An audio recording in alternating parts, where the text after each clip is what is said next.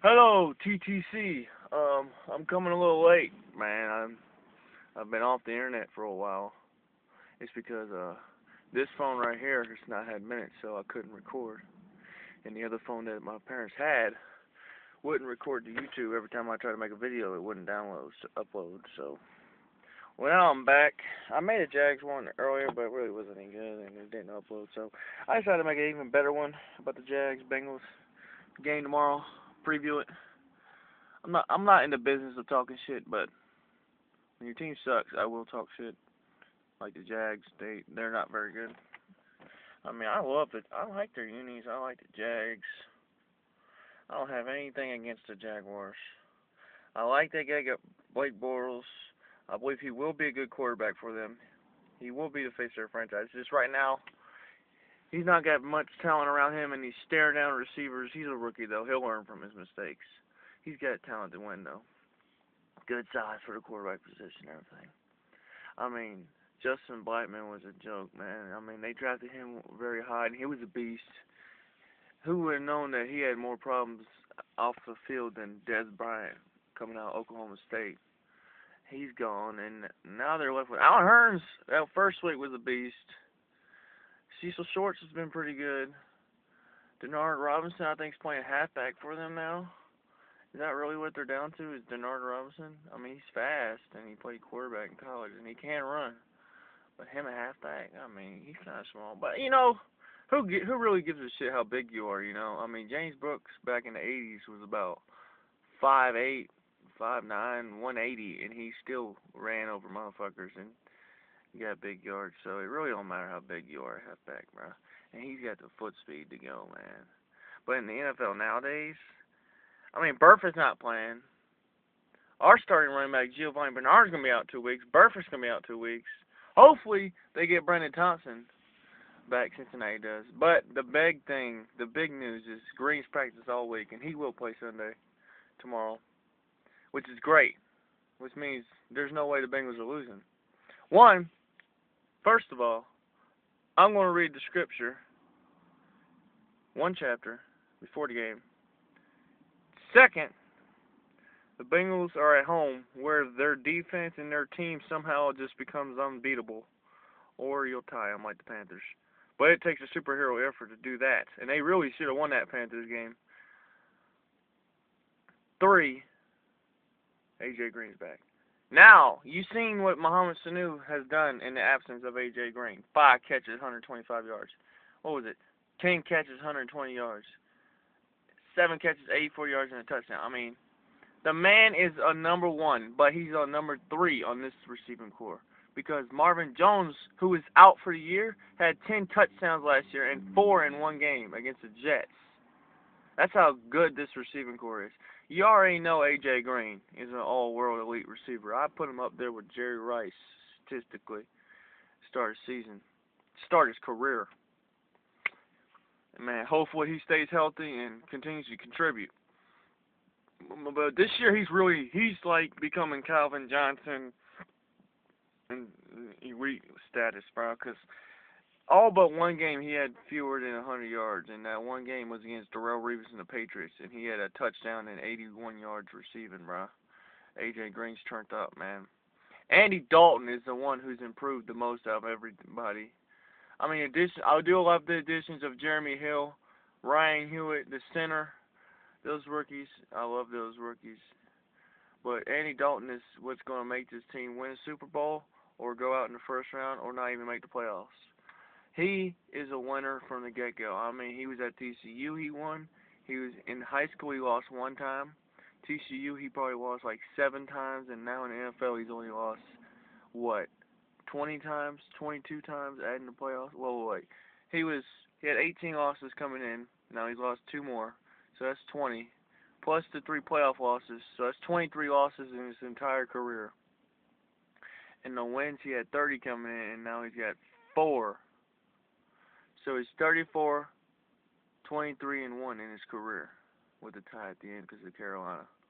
But Andy, what he's doing more importantly than anything this year, he's not throwing a lot of touchdowns, but he's not throwing a lot of interceptions, which has plagued him in the past. I mean, everybody knows, all Bengals fans, everybody in the world knows when they went to what playoffs, man.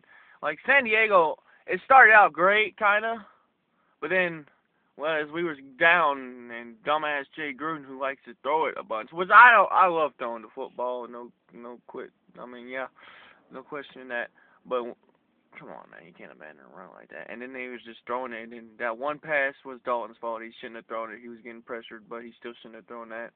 He should have took the sack when Wright ran it to the one, and then the fumble was his fault, and then the one to Eifert, I even pointed out before the play that was a good place to go with the ball, but that was just a nice interception. Then Bernard fumbled that one ball in the playoff game, but that's playoffs, bro. And Geno wasn't there, and now Geno's back. Tyler Eifert will be back next week, and I'll talk about that in the Thursday night football game with the Browns next week. But let's preview the Jaguars game. Let's talk about the Jaguars. Where are they, 1-7? They did beat the Browns. Is that their only win? They dominated the Browns? Man. Cleveland thought they was going to go in there and I thought they were going to go in there and win. And they were going to be 6-2 and everything, but they lost. I mean, when Cleveland's been as bad as them recently, recent memory, but Jaguars once upon a time in like 2005 were 12-4 one time, and they actually beat the Bengals, who started out 5-0, the 05 year when Palmer tore his ACL, and the Jaguars were the ones who gave the Bengals their first loss. It was like until 2011 where the Bengals had not won in Jacksonville or something like that, and then the Bengals won in Jacksonville, and then they won the next year in Jacksonville. I mean, since Andy Dalton and A.J. Green, they've been breaking old-time records like that. The Jaguars, though, just coming into Cincinnati, man, I know a little bit about their defense. I know Red Bryant. I know Clemens from the Seattle Seahawks is on there. I don't think Mathis still playing, that cornerback who's been there forever, since Chad Johnson? Man, I do like Cyprian, their one safety. He's pretty good. The Bengals were talking about drafting him, but they went with Eifert instead. Yeah, but that was a great pick. I mean, you can't. Eifert's a beast. We really need an upgraded tight end catching the ball wise. But yeah, they do have Paul Posluszny, that linebacker he went from Buffalo. Boy, he's a beast. He can tackle. He's a Pro Bowler. They have made slow progressions. I think next year, I don't know what the hell they need. They probably need a legit number one wide receiver, probably a legit running back.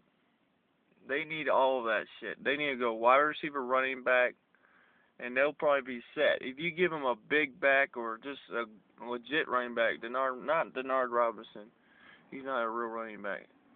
Give him a legit number one wide receiver. I don't know what wide receiver's coming out. I don't know what running back's coming out. That's a beast. I haven't been paying attention to that in college. I know who they need. Kevin White from West Virginia. This mob is a beast. He's on the Mountaineers. He has like 1,000 receiving yards already, and he's like Larry Fitzgerald, man. He had 200 yards, I think, against Alabama. Bro, he's a beast. The Jaguars need to draft him in the top 5 or wherever they pick. He should be their first pick. Kevin White. If he comes out of West Virginia, which I hope to God he doesn't, but the way he's playing, he's got too many NFL teams calling him, saying he's going to be a top 5 pick. He's not staying in West Virginia, man. But, yeah, he's a pick you should look at, Jaguars fans. I'm not talking shit. I'm just saying it, and you guys know it. Unless you're extremely, extremely, extremely biased, like this one fan I saw, I never even watched it, but Donald pointed out that you think the Bengals are going to lose, which they might. You know, I mean, anything's possible in the world, right? But the chances are probably 95-5 that they'll lose, that the Bengals will win. Make it more 97, okay? But, anyways, Kevin White, Jaguars fans, go look up Kevin White highlights. West Virginia, wide receiver. You're going to be begging for him. If he's on the Jaguars next year, they're going to have a beast. Blake Bortles will have a receiver he can throw to and trust. and he's going to have a big-time season next year, and the Jaguars will get back on track. But, I guess that's about it about the preview of this. I want to end this on hashtag Let's Roar, which is the Bengals slogan this year. Hashtag Hoo Day, which has always been their slogan. And hashtag God Bless. All right.